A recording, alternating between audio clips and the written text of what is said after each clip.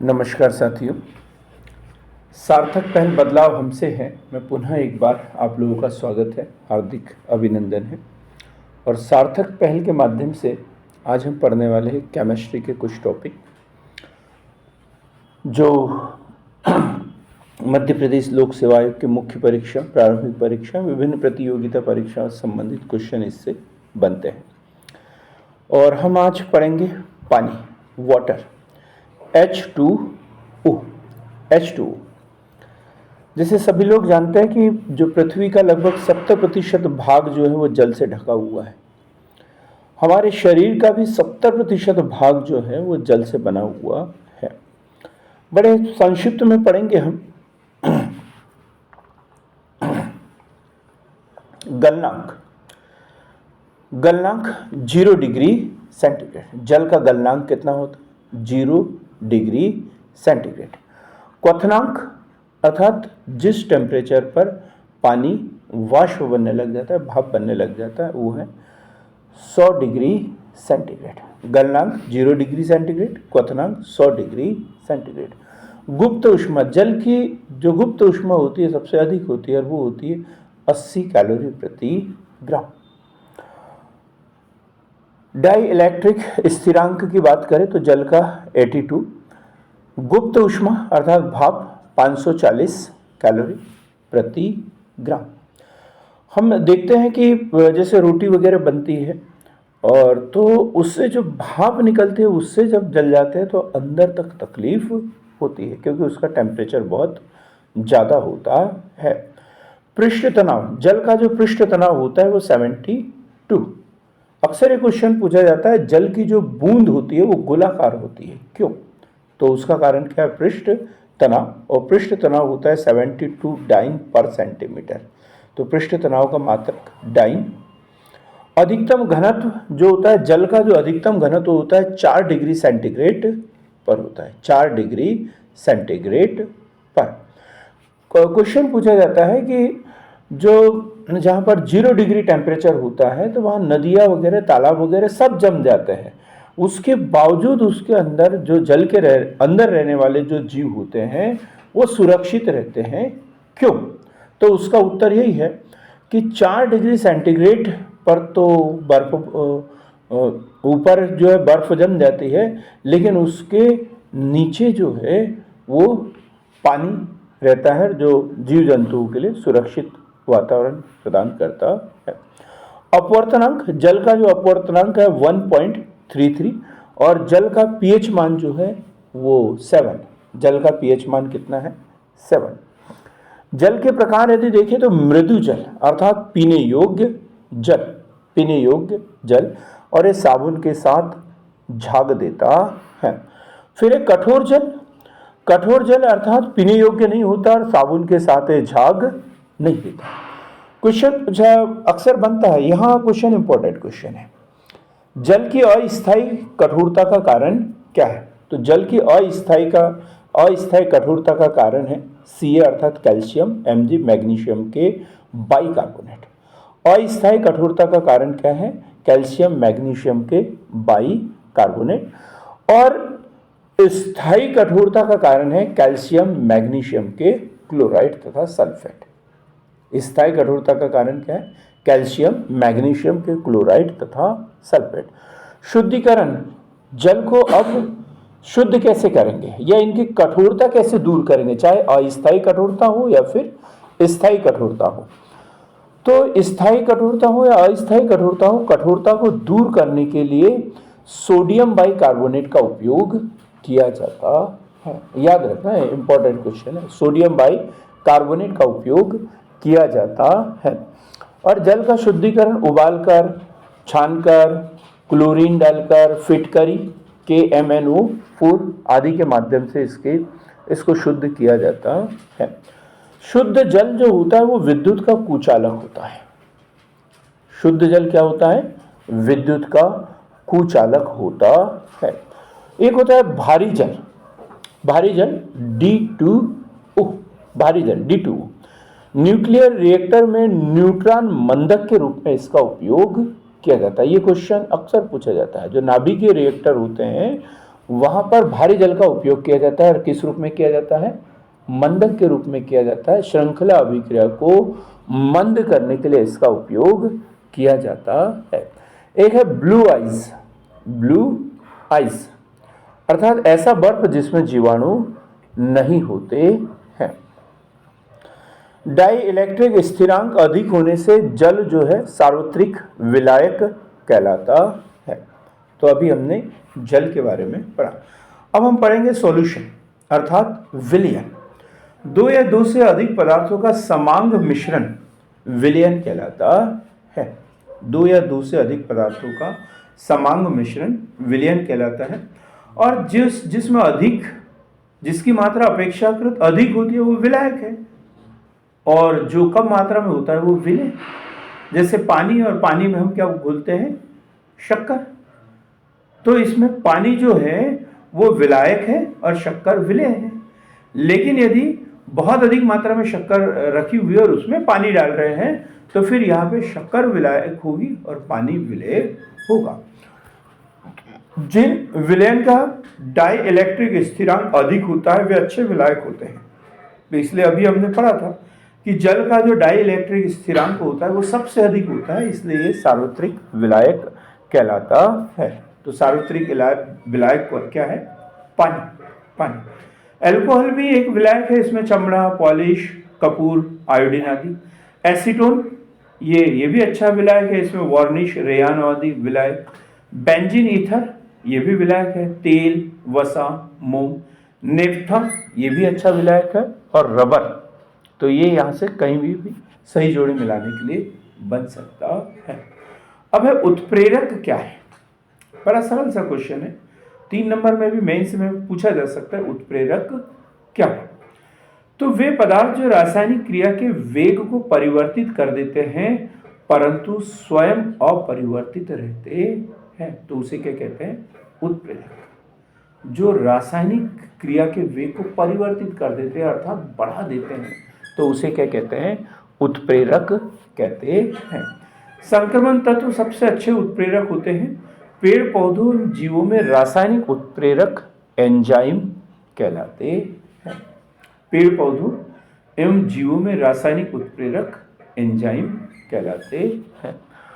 अब कुछ उत्प्रेरक जिनका उपयोग किया जाता है, जैसे वनस्पति घी में NI का, आयोडीन निर्माण में Fe का, ग्लूकोज से C2H5OH के निर्माण में जाइमेज का, अर्थात शक्कर से ग्लूकोज बनाने में जाइमेज का इस्तेमाल। लार में स्टार्च से ग्लूकोज बनाना है। क्या? लार में स्टार्च से ग्लूकोज बनाना है तो टाइलिन। उसी प्रकार प्रोटीन से पेप्टाइड यदि बनाना है, जो आमाशय में होता है, प्रोटीन से पेप्टाइड, तो वहां पे पेप्सिन। इसी प्रकार प्रोटीन से एमिनो एसिड। प्रोटीन से क्या? Amino acid. पेप्टाइड आमाशय में और एमिनो एसिड कहां पर? पैंक्रियाज में। तो इसके लिए कौन सा उत्प्रेरक चाहिए? ट्रिप्सिन। ठीक। प्रोटीन से एमिनो एसिड यदि बनाना है जो आंत में बन रहा है तो वो है ड्यूरेप्सिन। तो इस तरीके से ये उत्प्रेरक पढ़े हमने।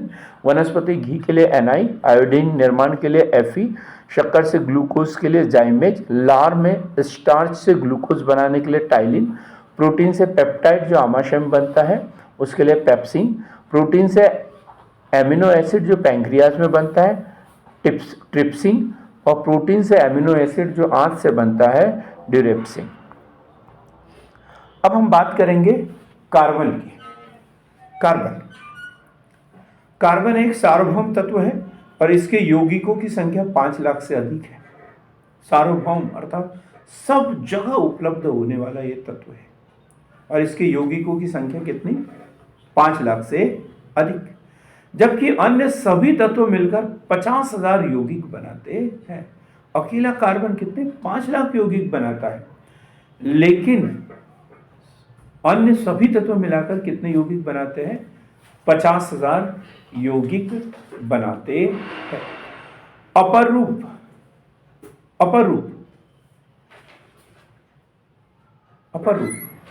तो कार्बन के वे यौगिक जो रंग रूप आकार अर्थात भौतिक गुणों में तो समान होते हैं, भौतिक गुणों में असमान होते हैं, लेकिन रासायनिक गुणों में समान होते हैं तो अपर रूप कहलाते हैं, अर्थात कार्बन के मुक्त रूप। जैसे कोयला, कोयला कार्बन का अपर रूप है, और कोयला जैसे एंथ्रासाइट, बिटुमिनस, लिग्नाइट और पीट। कोयला कितने प्रकार का? 4 प्रकार का, एंथ्रासाइट, बिटुमिनस, लिग्नाइट और पीट। जो एंथ्रासाइट कोयला होता है इसमें 90% कार्बन पाया जाता है, सबसे अच्छी क्वालिटी का कोयला।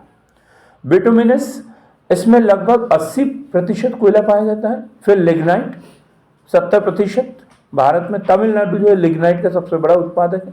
उसी प्रकार पीट अर्थात कच्चा कोयला, जिसमें 40 से 60% ही कार्बन पाया जाता है। ग्रेफाइट, ग्रेफाइट जो है विद्युत का सुचालक होता है। शुष्क रूप से इलेक्ट्रोड, पेंसिल आदि बनाने में इसका उपयोग किया जाता है। फिर हीरा, सर्वाधिक कठोर, अम्ल क्षार का इसके ऊपर कोई प्रभाव नहीं पड़ता, जैसे किम्बरलाइट वगैरह। अब ये अपर रूप जो मुक्त रूप में पाए जाते हैं, कौन कौन से पढ़ा हमने? कोयला, ग्रेफाइट और हीरा। कार्बन के वो अपर रूप जो मुक्त रूप से पाए जाते हैं, तो कौन कौन से? कोयला, ग्रेफाइट और हीरा।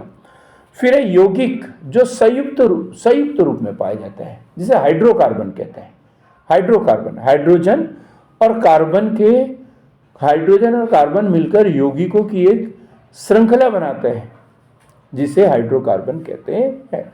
तो इसकी शुरुआत होती है methane, CH4, methane, CH4, Marsh gas, ईंधन, छपाई की शाही आदि में इसका उपयोग। एथिलीन, मस्टर्ड गैस, फलों को पकाने व संरक्षण में, पॉलीथीन आदि में इसका उपयोग किया जाता है। एथिलीन, एक एक चीज़ याद रखना है।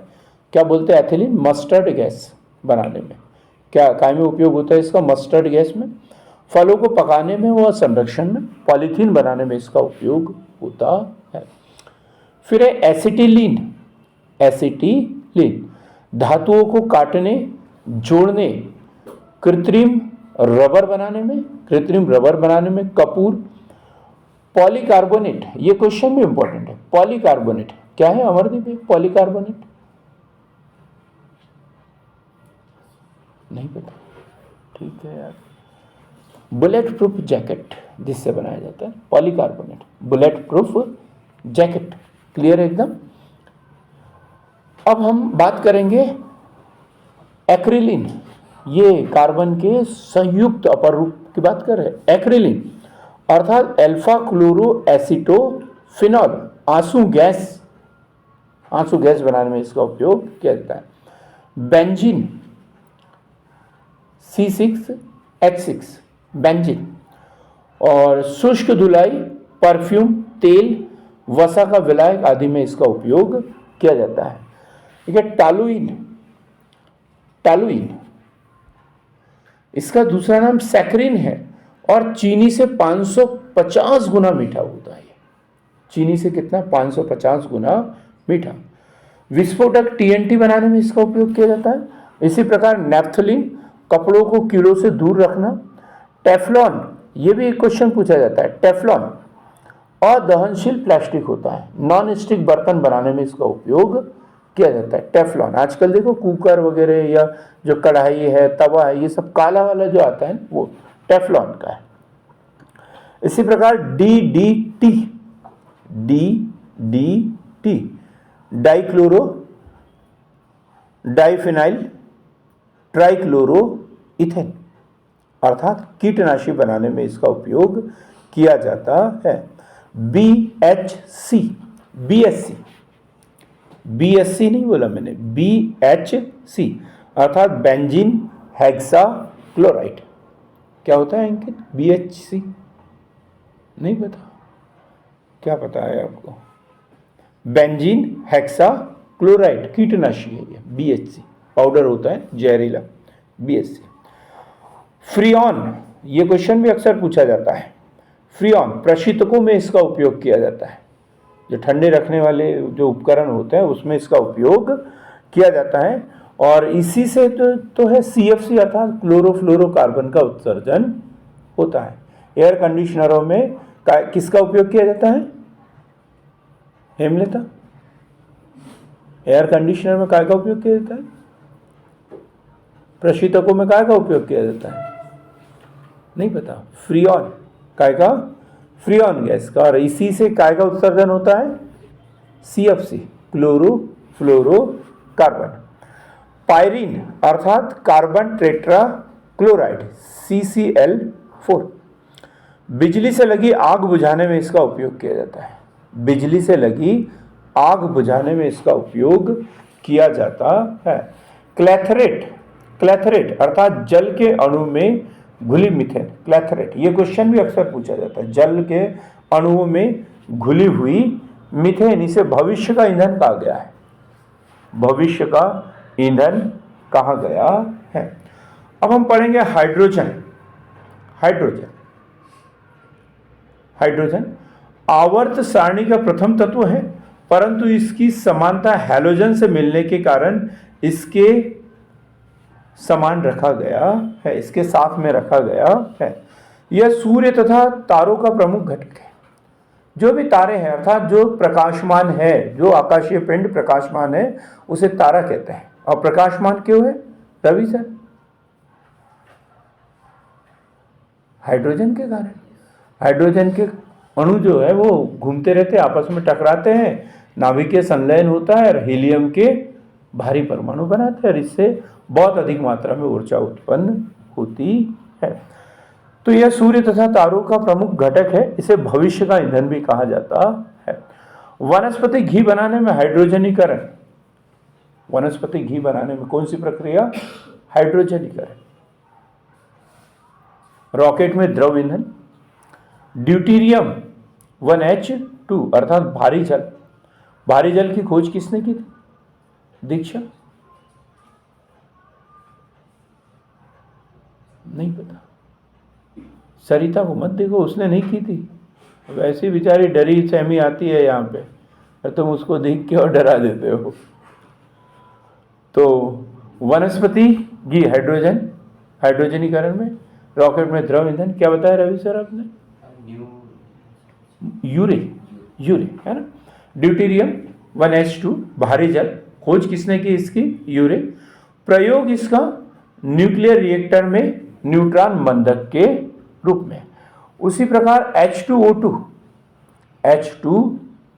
Hydrogen peroxide, H2O2 hydrogen peroxide विरंजक, कीटनाशी, प्रतिरोधी के रूप में घाव धोने में, दांत कान आदि की सफाई में। अमरदीप है ना, दांत की सफाई में भी इसका उपयोग होता है। भाई ले लेना अब जरा। घाव धोने में, दांत कान आदि की सफाई में इसका उपयोग होता है। अब हम बात करेंगे हैलोजन। हैलोजन का अर्थ होता है लवण उत्पादक। क्योंकि ये धातुओं से संयोग करके लवण बनाते हैं, हैलोजन तत्व बहुत ही क्रियाशील होते हैं। तो अक्सर ये क्वेश्चन पूछा जाता है, क्लोरीन किस परिवार का सदस्य है? तो हैलोजन परिवार का सदस्य है। तो हैलोजन का अर्थ क्या है? लवण उत्पादक, क्योंकि ये धातुओं से संयोग करके लवण बनाते हैं। हैलोजन तत्व बहुत ही क्रियाशील होता है और उसमें सबसे पहला है क्लोरीन। क्लोरीन का उपयोग काय में किया जाता है? सरिता आप बताओगे नहीं, इसलिए आपसे नहीं पूछ रहा। रवि सर आप बताओगे? क्लोरीन का उपयोग जल को शुद्ध करने में। बहुत ही अच्छा। ब्लीचिंग पाउडर है ना, ब्लीचिंग पाउडर विरंजक के रूप में, रोगाणुनाशक, तभी तो जल में इसका उपयोग किया जाता है, विरंजक के रूप में, रोगाणुनाशक। फिर है ब्रोमीन का उपयोग काय में किया जाता है? ब्रोमीन आंसू गैस बनाने में और नींद की गोली बनाने में काय का उपयोग किया जाता है? ब्रोमीन का उपयोग किया जाता है। आयोडीन ये भी हैलोजन परिवार का सदस्य है। और घींगा, गाइटर, जीवाणुनाशक, टिंचर बनाने में, पीड़ा नाशक, आयोडेक्स व आयोडोफार्म, जीवाणु। टिंचर क्या है? जीवाणुनाशक। ये दर्द को कम नहीं करता है, दर्द को बढ़ा देता है टिंचर, है ना। तो जीवाणुनाशक टिंचर और पीड़ानाशक कष्ट को कम करने वाला क्या होता है? आयोडेक्स और आयोडोफार्म। पानी में सर्वाधिक घुलनशील और कृत्रिम वर्षा में इसका उपयोग किया जाता है। मेरे ख्याल से कल या परसों ही किसी टेस्ट में क्वेश्चन पूछा था। कृत्रिम वर्षा में इसका उपयोग, आयोडीन का उपयोग, आयोडाइड का उपयोग किया जाता है। क्लोरीन की बात करें, अभी थोड़ी देर पहले ही पढ़ा हमने, तो क्लोरीन का उपयोग प्रशीतन अर्थात फ्रियॉन सर्वाधिक विद्युत ऋणात्मकता है। और ये अब हम पढ़ेंगे अक्रिय गैस या नोबल गैस। अक्रिय गैस या नोबल गैस। HE कायदा अनुसूत्र है, ठीक है, कायदा हीलियम का, बहुत ही बढ़िया, HE हीलियम। तो मौसम की जानकारी हेतु गुब्बारों में, वायुयान के टायरों में गोताखोरों द्वारा सांस लेने के लिए लगभग 80% तक जो है वो गोताखोर सांस लेने के लिए 80% काय का उपयोग करते हैं? हीलियम का। और 20% काय का उपयोग करेंगे? 20% ऑक्सीजन का, है ना? भी नहीं तो यहाँ गड़बड़ हो जाएगा। 20% ऑक्सीजन बोलेंगे और 80% हीलियम। क्लियर एकदम? 80% हीलियम, 20% ऑक्सीजन। चमकीले विद्युत विज्ञापन विमान चालकों में नियॉन NE का उपयोग, नियॉन गैस, चमकीले विद्युत विज्ञापन विमान चालकों द्वारा इसका उपयोग। AR आर्गन, विद्युत बल्ब, रेडियो बल्ब, वायुमंडल में उपस्थित सर्वाधिक मात्रा में अक्रिय गैस। वैसे वायुमंडल में उपस्थित चौथे नंबर की सबसे बड़ी गैस है ये। नाइट्रोजन, ऑक्सीजन, नहीं तीसरे नंबर के नाइट्रोजन, ऑक्सीजन, आर्गन और CO2। ज़ीनॉन XE की बात करें तो वायुमंडल में सबसे कम अक्रिय गैस। सबसे अधिक अक्रिय गैस कौन सी? आर्गन। और सबसे कम अक्रिय गैस ज़ीनॉन। अब हम बात करते हैं लोहा अर्थात आयरन। धातु अयस्क है और इसके जो प्रमुख अयस्क हैं लोहे के वो है हेमेटाइट, मैग्नेटाइट, सीडेराइट और लिमोनाइट। 4, हेमेटाइट, मैग्नेटाइट, सीडेराइट और लिमोनाइट। लोहे के विभिन्न रूप देखें तो पिटवा लोहा अर्थात इस्पात, सबसे मजबूत क्या? इस्पात, पिटवा लोहा, फिर इस्पात और फिर ढलवा लोहा। तो पिटवा लोहा सबसे शुद्ध रूप तथा रेशा युक्त होता है। इससे विद्युत चुंबक बनाया जाता है। विद्युत चुंबक किस लोहे से बनाया जाता है? पिटवा लोहे से बनाया जाता है। और स्थायी चुंबक कैसे बनाया जाता है? अंकित, विद्युत चुंबक कैसे बनाया जाता है? अभी बताएं। पिटवा लोहा से विद्युत चुंबक, पिटवा लोहा से विद्युत चुंबक, और स्थायी चुंबक इस्पात से, और अस्थायी चुंबक नर से। ठीक, तो स्थायी चुंबक इस्पात से बनाया जाता है। इस्पात को लाल तप्त गर्म कर जल या तेल में डुबोकर जल्द ठंडा करने पर इस्पात कठोर तथा भंगुर हो जाता है। इस प्रक्रिया को टेम्परिंग कहते हैं। टेम्परिंग, बॉल टेम्परिंग की बात कर रहे हैं, सिर्फ टेम्परिंग की बात कर रहे हैं।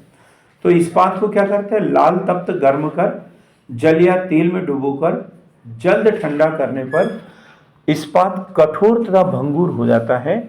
इस प्रक्रिया को टेम्परिंग कहते हैं।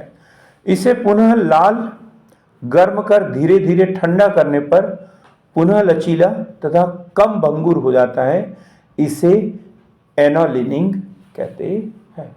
अब जो भंगुर लोहा है जिसकी टेम्परिंग की जा चुकी है उसको फिर से लाल गर्म करेंगे और फिर क्या करेंगे? धीरे धीरे ठंडा कर देंगे। तो इसकी जो भंगुरता होती है वो क्या हो जाएगी? कम हो जाएगी। भंगुरता कम हो जाती है, पुनः लचीला हो जाएगा और भंगुरता इसकी कम हो जाती है। तो इसे एनोलिनिंग कहते हैं। लोहे पर जंग लगना अर्थात ferrous oxide, phosphoric oxide, ferrous oxide हवा में नमी तथा ऑक्सीजन की उपस्थिति के कारण लगता है। इससे लोहे का भार कम होगा या बढ़ जाएगा? बढ़ जाता है। जंग लगने पर लोहे का भार बढ़ जाता है। और इससे बचने को क्या कहते हैं? नहीं, वो तो प्रक्रिया है, उसे बोलते हैं संचारण, है ना, क्षरण, और उसे बचाना संचारण। तो इससे बचने के लिए क्या करते हैं, इसके ऊपर पेंट आदि कर दिया जाता है, लेप चढ़ा दिया जाता है, जस्ते की परत चढ़ा दी जाती है, तो उसे क्या बोलते हैं? गैल्वेनिलाइजेशन, गैल्वेनीकरण, जस्ते की परत चढ़ाना, जस्ते की परत चढ़ाना। फेरिक क्लोराइड, लोहे के यौगिक, बड़ा अच्छा, अयस्क को तो सबको पता है, और यदि पूछ लिया लोहे के यौगिक लिखे और उसमें हेमेटाइट लिखा रहा तो सब लोग उसी पे चल जाएंगे, लेकिन वो लोहे का अयस्क है। और अभी हम बात काय की कर रहे हैं? लोहे के यौगिक। तो लोहे के यौगिक में फेरिक क्लोराइड, फेरिक क्लोराइड, और इसका उपयोग किया जाता है रक्त स्त्राव को रोकने के लिए। फिर है आयरन सल्फाइड। क्या बोलते हैं आयरन सल्फाइड को Amardeep? Iron sulphide, iron sulphide, झूठा सोना, झूठा सोना पढ़ा तो होगा ये। आयरन सल्फाइड, झूठा सोना। फेरस सल्फेट, फेरस सल्फेट, मोहर लवण भी जिसे कहा जाता है, फेरस सल्फेट, मोहर लवण, और मोहर लवण बनाने में इसका उपयोग किया जाता है। और शाही रंग आदि बनाने में फेरस सल्फेट का उपयोग किया जाता है। मानव शरीर में भी लोहा पाया जाता है। कहाँ पाया जाता है अंकित? रक्त में पाया जाता है ना। मैंने बोला था कि मैं चिल्लाऊं कुछ भी करूं आप ध्यान मत देना, लेकिन नहीं, मानव रक्त में लोहा जो है हीमोग्लोबिन के रूप में पाया जाता है। मानव रक्त में लोहा हीमोग्लोबिन के रूप में पाया जाता है, और इसकी कमी से कौन सी बीमारी होती है हेमलता? मैंने अभी बोला ना, बोलना नहीं करके। इसकी कमी से एनीमिया, इसकी कमी से एनीमिया तथा अधिकता से सिड्रोसिस, ये याद रखना बराबर। लोहे की कमी से एनीमिया, मतलब हीमोग्लोबिन की कमी से, लोह तत्व की कमी से एनीमिया, और अधिकता से कौन सी बीमारी होगी? सिड्रोसिस, सिड्रोसिस हो जाता है। अब हम बात करते हैं दूसरी धातु तत्व की, और वो है एल्यूमिनियम, एल्यूमिनियम।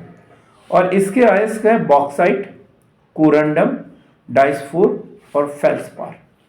क्या क्या? Bauxite, corundum, diaspore, felspar. मिश्र धातु, मिश्र धातु क्या होता है? अभी हमने क्षरण पढ़ा, धातुओं का क्षरण होता है जब नमी या पानी में उपस्थित ऑक्सीजन वगैरह क्रिया करती है तो ऑक्साइड बना देती है, सल्फाइड बना देती है। तो इसको बचाने के लिए मिश्र धातु बना दी जाती है। और मिश्र धातु क्या होती है? अत्यधिक संचारण प्रतिरोधी होती है, क्षरण नहीं होता। तो एल्यूमिनियम की बहुत अधिक मिश्र धातु बनाई जाती है, जैसे मैग्नेलियम, मैग्नेलिया, Al + Cu + Mg, aluminium, copper, magnesium. और क्या बनता है इससे? मैग्नीलियम। उसका उपयोग किया जाता है वायुयान निर्माण में। डिक्लॉय, डिक्लॉय, एल्यूमिनियम, कॉपर और निकेल, Ni, और इससे इसका उपयोग किया जाता है वायुयान बनाने में। एक होता है ड्यूरेलियम, ये भी बड़ी अच्छी धातु है, ड्यूरेलियम, बहुत ही हल्की, संचारण प्रतिरोधी। तो aluminium, Cu copper, Mg magnesium और Mn, और इसका उपयोग कुकर, वायुयान आदि बनाने में किया जाता है। अब हम यौगिक की बात करें, जो ये तो मिश्र धातु थे, मिश्र धातु है ना। अब हम एल्यूमिनियम की यौगिक की बात करें तो है फिटकरी, फिटकरी ये एल्यूमिनियम का यौगिक है। तो फिटकरी K2SO4 Al2 SO4 3H2O, और इस फिटकरी का उपयोग काय के लिए किया जाता है? जल शुद्धिकरण के लिए।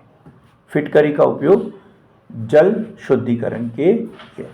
एल्यूमिना, एल्यूमिना भी एक यौगिक है एल्यूमिनियम का, और काय में उपयोग किया जाता है रवि सर इसका, एल्यूमिना का? कृत्रिम रक्त बनाने में, काय में उपयोग किया जाता है?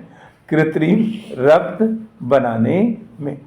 अब है aluminium hydroxide, aluminium hydroxide AlOH3, aluminium hydroxide कपड़े को फायर प्रूफ बनाने में, फायर प्रूफ आग से बचने वाले कपड़े बनाने के लिए एल्यूमिनियम हाइड्रोक्साइड का उपयोग किया जाता है। नीला लाजवर्त, ये भी बड़ा अच्छा शब्द है, नीला लाजवर्त, लैपिस प्लूमी, लैपिस लपूली, नीलम आदि एल्यूमिनियम के ही खनिज है। अब हम अगले वीडियो में ईंधन खनिज की बात करेंगे। अभी हमने लोहा पढ़ा, एल्यूमिनियम पढ़ा, और अगले वीडियो में हम ईंधन खनिज की बात करेंगे। इससे पहले हम कुछ क्वेश्चन पूछेंगे आप लोगों से, तो नोट ही करना है इसको भी। फार्मिक अम्ल, फार्मिक अम्ल काय में पाया जाता है? फार्मिक अम्ल तो लाल चींटी और बिच्छू में। फार्मिक अम्ल काय में पाया जाता है? लाल चींटी और बिच्छू में। साइट्रिक अम्ल काय में पाया जाता है? खट्टे फलों में। साइट्रिक अम्ल खट्टे फलों में। बेंजोइक अम्ल घास, पत्ता, यूरिन आदि में। बेंजोइक अम्ल घास, पत्ता, यूरिन में। ऑक्जेलिक अम्ल, ऑक्जेलिक अम्ल, ऑक्जेलिक अम्ल सारेल के वृक्ष में। एसिटिक अम्ल फल का रस, सिरका आदि में। फल का रस, सिरका आदि में एसिटिक अम्ल। इसी प्रकार नाइट्रिक अम्ल की बात करें तो नाइट्रिक अम्ल पाया जाता है फिटकरी, शोरा, फिटकरी और शोरा में। सल्फ्यूरिक अम्ल हरा कशिश, टार्टरिक अम्ल इमली में। लैक्टिक अम्ल काय में पाया जाता है? लैक्टिक अम्ल सरिता, वो तो पक्को में नहीं बोलेगी। लैक्टिक अम्ल दूध में पाया जाता है। और ब्यूटेरिक अम्ल, अमरदीप आप भी नहीं बोलोगे, ब्यूटेरिक अम्ल मक्खन, ब्यूटेरिक अम्ल मक्खन। और मैलिक अम्ल, मैलिक अम्ल सेब, केला, आलू, गाजर आदि में मैलिक अम्ल पाया जाता है। जल में वॉशिंग सोडा का घोल होता है, अम्लीय या क्षारीय? जल में वॉशिंग सोडा का घोल होता है क्षारीय। क्या होता है? क्षारीय। CO2 जल में घुलकर कौन सा अम्ल बनाती है? CO2 जल में घुलकर कौन सा अम्ल बनाती है? तो है H2CO3। कौन सा? कार्बनिक अम्ल, बहुत ही शानदार, H2CO3 कार्बनिक अम्ल। जल न अम्लीय है और न क्षारीय है, इसका कारण क्या है? जल न तो अम्लीय है और न ही क्षारीय है, इसका कारण है कि जल न प्रोटॉन दे सकता है और न ही ले सकता है। एसिटिक अम्ल क्या है? एसिटिक अम्ल एक संतृप्त वसीय अम्ल, संतृप्त वसीय अम्ल। कशिश का तेल किस अम्ल को कहा जाता है? बड़ा अच्छा क्वेश्चन है। कशिश का तेल, ऑयल ऑफ वेट्रॉइल, अर्थात कशिश का तेल किस अम्ल को कहा जाता है? तो H2SO4, H2SO4। तो मित्रों, सार्थक पहल के साथ बने रहने के लिए आप लोगों का बहुत बहुत धन्यवाद।